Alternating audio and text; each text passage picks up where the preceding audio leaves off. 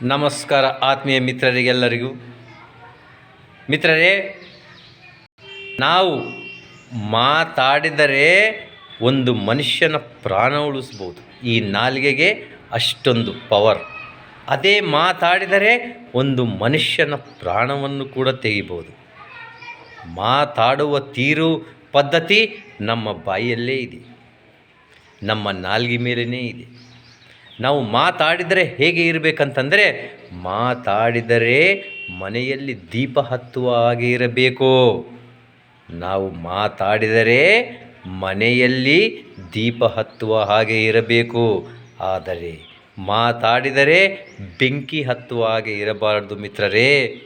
ಅದಕ್ಕೆ ನಾಲಿಗೆ, ನಮ್ಮ ಬಾಯಿ ಹಿಡಿತದಲ್ಲಿಟ್ಟುಕೊಂಡು ನಾವು ಯಾವುದೇ ಮಾತಾಡಬೇಕು.